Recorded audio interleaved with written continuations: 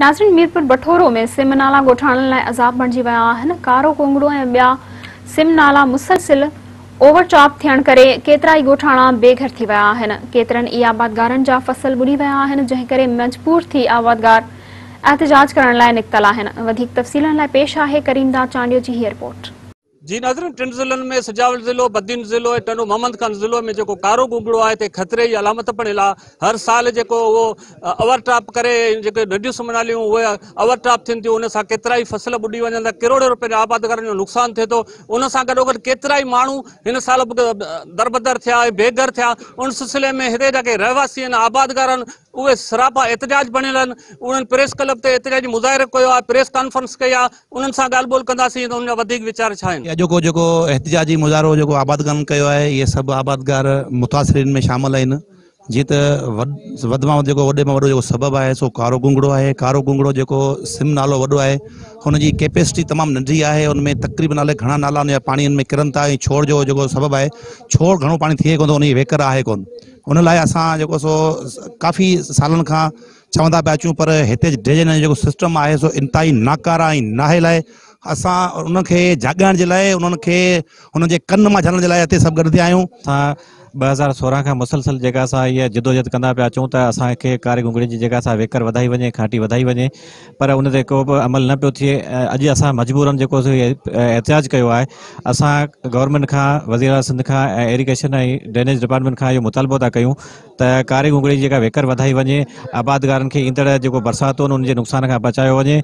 असांजो करोड़ रुपया नुक़सानु थियो आहे। असांखे जेकॾहिं असां जिदोजहद जेको फ़ाइदो न निकितो त असां वटि कोर्ट जो ऑप्शन बि मौजूदु आहे। असां कोर्ट में वेंदासीं, असां रड़ियूं कंदासीं, घोड़ा कंदासीं त असांजो जाइज़ मुतालबो जेको आहे उहो जेको पूरो कयो वञे। इहो मुतालबो था करियूं त कारो कुंगड़ो सिम नाले जी काटी 0 खां वठी मुंड ताईं कराई वञे, हिन जी वेकर जेका आहे सा वधाई वञे। इन कारे कुंगड़े में केतिरियूं सिम नालियूं नेकाल छोड़ आहिनि, जंहिंजे करे ही ओवरटॉप थी ॿिन्ही पासनि खां बटोरे तालुके जूं ज़मीनूं ऐं गोलाची तालुके, जाती तालुके जूं ज़मीनूं ॿोड़ियो, बर्बादु करे छॾे।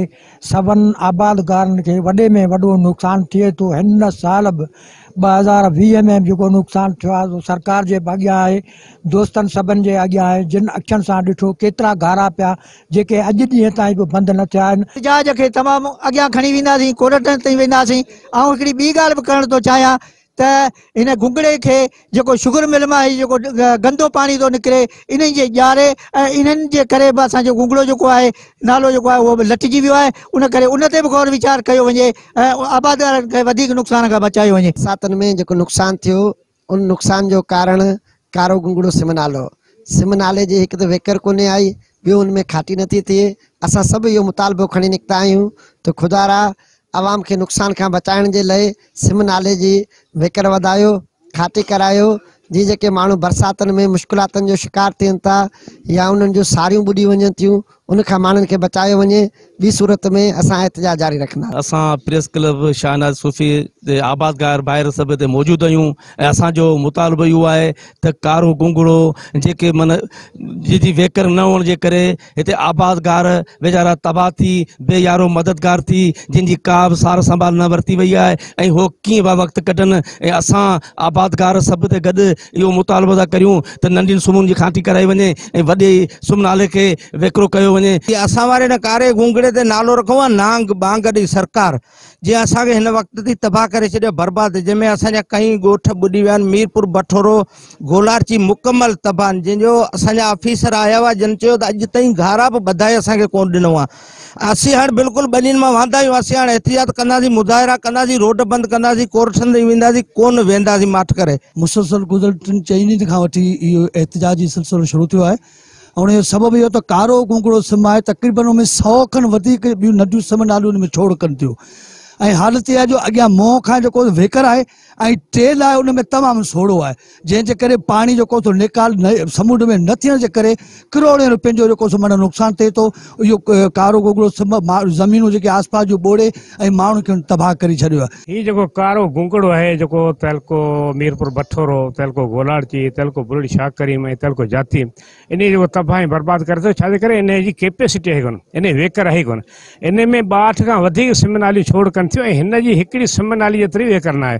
जॾहिं बरसाति पवे थी हीअ ओवरटॉप सिमूं थियनि थियूं ऐं पाणी अंदरां निकाल थिए ई कोन थो। हिन पुछड़ तमामु खाटी कोन्हे, हिन एतिरी कैपेसिटी कोन्हे, एतिरी वेकर कोन्हे ऐं हज़ारे ख़ानदाननि खे हीअ बेरोज़गार करे थो। सुभाणे धरना पवंदासीं, रोड बंदि कंदासीं, अॻियां कोर्ट में वेंदासीं त असां इंसाफ़ कयो वञे। कैमरामैन इंतज़ार खटी सां गॾु करीमदाल चांडियो, मेहरान टीवी न्यूज़, मीरपुर बठोरो।